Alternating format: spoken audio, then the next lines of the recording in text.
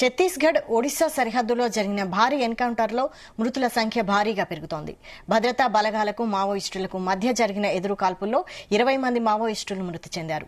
మావోయిస్టుల ఏరివేత లక్ష్యంగా సరిహద్దు జిల్లాలైన గరియాబంద్, నౌపాడలో ఛత్తీస్గఢ్, ఒడిశా పోలీసులు, సీఆర్పీఎఫ్ సిబ్బంది కలిసి ప్రత్యేక ఆపరేషన్ నిర్వహిస్తున్నారు.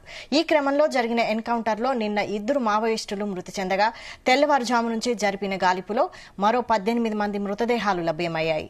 మృతుల సంఖ్య పెరిగే అవకాశం ఉందని తెలుస్తోంది. అలాగే భారీ స్థాయిలో ఆయుధాలను స్వాధీనం చేసుకున్నట్లు పోలీసులు తెలిపారు. ఇంకా ఈ ప్రాంతంలో సెర్చ్ ఆపరేషన్ జరుగుతోంది.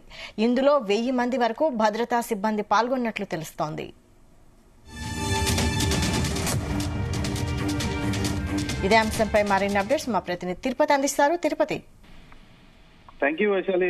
ఏదైతే ఛత్తీస్గఢ్ రాష్ట్రంలో అటవీ ప్రాంతాల్లో మరోసారి కాల్పుల మొత్తం దద్దరిల్లిపోతుందనే చెప్పాలి. నిన్నటి నుండి జరుగుతున్నటువంటి ఎన్కౌంటర్ లో 14 మంది పైగా మృతి చెందారని చెప్పాలి. నిన్న 2 మృతదేహాలు లభ్యం కాగా ఈ రోజు తెల్లవారుజామున నుంచి అయితే భద్రతా బలగాల మావోయిస్టుల మధ్య జరుగుతున్నటువంటి ఎదురు కాల్పులు అయితే 12 మంది మావోయిస్టులు మృతదేహాలు లభ్యమై ఈ యొక్క భీకర కాల్పుల్లో తర్వాత భద్రతా బలగాలు గాలించగా అక్కడ మరికొన్ని మావోయిస్టు మృతదేహాలు దొరికినట్లు కూడా తెలిసింది. ఇప్పటికే 18 నుంచి 19 మృతదేహాలు కూడా లభ్యమైనట్టు తెలిసింది. అయితే ఈ ఎన్కౌంటర్ లో ఛత్తీస్గఢ్, ఒరిస్సా డిఆర్జీ సంబంధించినటువంటి కేంద్ర ఏదైతే సిఆర్పీఎఫ్ కేంద్ర బలగాలు కూడా కూంబింగ్ ఆపరేషన్ లో పాల్గొన్నట్లు తెలుస్తుంది. అయితే ఇప్పటికే కేంద్ర కమిటీ సభ్యుడు జైరాం అలియా చలపతి కూడా ఉన్నట్లు తెలుస్తుంది. జైరాం కూడా ₹1 కోటి రివార్డు కూడా ఉంది. అయితే మావోయిస్టులు అక్కడ మావోయిస్ట్ నేత ఏదైతే అగ్రనేత అయినటువంటి ఆర్కే అత్యంత సన్నిహితుడుగా ఉండేటువంటి చలపతి 2018లో జరిగినటువంటి అరకు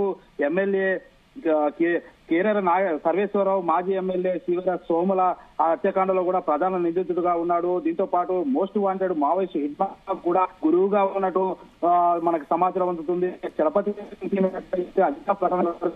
మరొక సంబంధించిన మావోయిస్ట్ గుర్తించే పనులు అయితే భద్రతా బలగాలు అటవీ మొత్తం ఇస్తున్న పరిస్థితి నెలకొంది.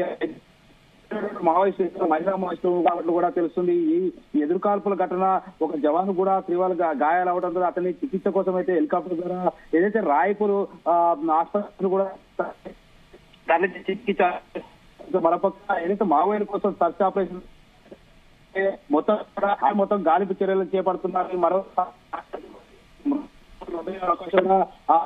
తెలుస్తుంది. అయితే ఈ ఏడాది గరేబీ బంధు ఏదైతే గరేబంద్ జిల్లాలో ఏదైతే అడవి ప్రాంతంలో అయితే ఇది 2వ ఎన్కౌంటర్ చెప్పాలి. ఇప్పటికే మాటు మరణాల సంఖ్య అయితే 30కి పైగా చేరుకున్న పరిస్థితి ఉంది. గత ఏడాది వేరు ఎన్కౌంటర్లు అయితే 250కి పైగా మావోయిస్టు మృత్యువాత పడుతుంది. ఏదేమో ఈ ఏదైతే మావోయిస్టు ఏదైతే సిద్ధమైనప్పుడు ఇప్పటికే ఛత్తీస్గఢ్, ఒరిస్సా, ఆంధ్ర, తెలంగాణ సరిహద్దు ప్రాంతాల్లో అయితే కేంద్ర బలగాలు అయితే బాధితులు ఆవరించిన పరిస్థితి అయితే ఉంది. మొత్తం అటవీ ప్రాంతం మొత్తం కూడా సర్చ్ ఆపరేషన్ చేస్తున్న పరిస్థితులకి ఈ కొత్త సంవత్సరం మావోయిస్టులకు అయితే భారీ నష్టపోయారని చెప్పాలి.